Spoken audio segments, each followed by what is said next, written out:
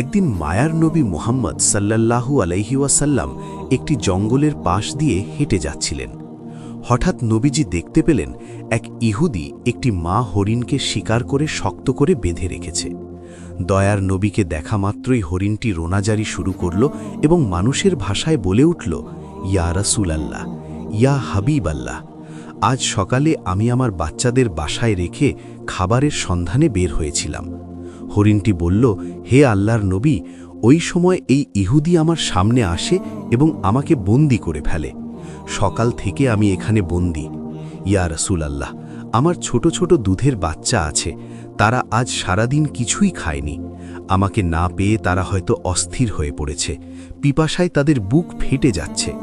হরিণটি আকুতি জানিয়ে বলল, ওগো আল্লাহর হাবিব, আমি শেষবারের মতো আমার সন্তানদের সাথে দেখা করতে চাই এবং তাদের দুধ খাওয়াতে চাই। দয়া করে আপনি এর একটা ব্যবস্থা করে দিন।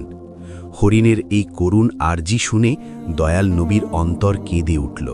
তিনি ইহুদিকে ডেকে বললেন, হে ইহুদি, তুমি কেন এই অবলা প্রাণীটিকে আটকে রেখেছ? ইহুদি উত্তর দিল, আমি একে শিকার করেছি, আর বনের প্রাণী শিকার করা তো আমার অধিকার, তাই আমি একে ছাড়ব না।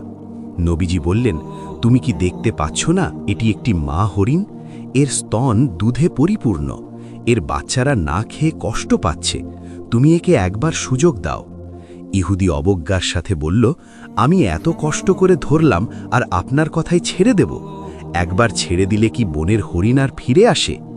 তখন বিশ্বনবী বললেন, তুমি একে ছেড়ে দাও, আমি জামিন হচ্ছি, সে তার বাচ্চাদের দুধ খাইয়ে আবার তোমার কাছে ফিরে আসবে।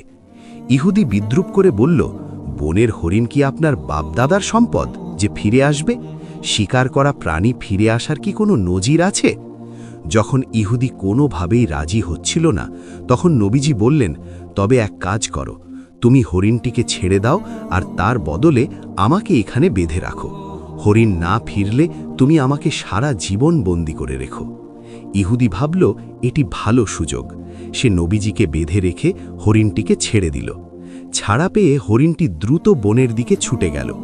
ইহুদি মনে মনে হাসছিল আর ভাবছিল, এই লোকটির মতো বোকা আর কেউ নেই, একটা বনের প্রাণীর জন্য নিজের জীবন বিপদে ফেলল। ওদিকে মা হরিণ দৌড়ে তার সন্তানদের কাছে পৌঁছল। বাচ্চারা তাকে দেখে বলল, আম্মাজান, আজ কেন এত দেরি হলো? আমরা আপনার জন্য অপেক্ষা করতে করতে ক্লান্ত হয়ে পড়েছি। মা হরিণ চোখের পানি ছেড়ে বলল, ওরে আমার কলিজার টুকরা সন্তানরা, তোমরা তাড়াতাড়ি শেষবারের মতো আমার দুধ পান করে নাও, কারণ হয়তো তোমাদের সাথে আর কোনো দিন দেখা হবে না। বাচ্চারা অবাক হয়ে কারণ